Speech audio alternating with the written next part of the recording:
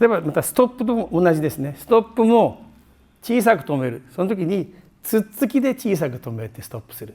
前は上の方に当たる。今度は払いで小さく払うとなると今度は下の方に当たる。